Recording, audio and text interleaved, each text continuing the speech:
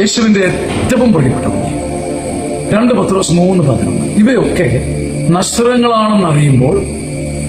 നശ്വരങ്ങളാണെന്നറിയുമ്പോൾ വിശുദ്ധിയോടും ദൈവഭയത്തോടും കൂടി ജീവിക്കുന്നതിൽ നിങ്ങൾ എത്ര ശ്രദ്ധയുള്ളവരായിരിക്കാം. നമ്മളെ വെട്ടിപ്പിടിച്ചത്, നമ്മൾ മുത്തിപ്പിടിച്ചത്, ചേർത്ത് വെച്ചത്, കഷ്ടപ്പെട്ട് പടുത്തുയർത്തിയത് എല്ലാം തവിടുപടിയായി പോകാനുള്ളതേ ഉള്ളൂ എന്നറിയും. ഒരു നിമിഷം കൊണ്ട് ചിതറി പോകാനുള്ളതേ ഉള്ളൂ എന്നൊരു അറിവ് നമുക്കുണ്ടല്ലോ.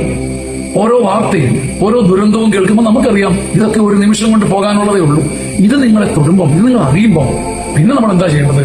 വലിയ ഭക്തിയോടും വിശുദ്ധിയോടും കൂടി ജീവിക്കുവാൻ എന്തുമാത്രം നമ്മുടെ നെഞ്ച് പഴക്കണം. അതൊരു കൊതിയാണ്. നാം ആഗ്രഹിക്കുന്ന വിശുദ്ധിയും ദൈവഭയവും കിട്ടിയില്ലെങ്കിൽ പോലും അതിനുവേണ്ടി ഒരു കൊതിയോടുകൂടി എന്റെ കയ്യിലുള്ളതൊന്നും എനിക്ക് ഗുണപ്പെടില്ല, ഞാൻ ചേർത്ത് വെച്ചതൊന്നും മെച്ചപ്പെടില്ല, എന്റെ പട്ടുടയാഴയും പവിഴമാലയും എനിക്ക് ഗുണപ്പെടില്ലെന്നറിയുമ്പം എനിക്ക് ഗുണപ്പെടുന്ന പവിഴവും വജ്രവും അകത്തിരിക്കുന്നുണ്ട്. എന്റെ ദൈവഭയവും എന്റെ വിശുദ്ധിയും.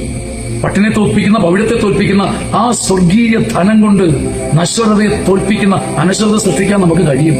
അതിനൊരു പടപ്പുറപ്പാട്, ഒരു യുദ്ധമുറ ആരംഭിക്കട്ടെ.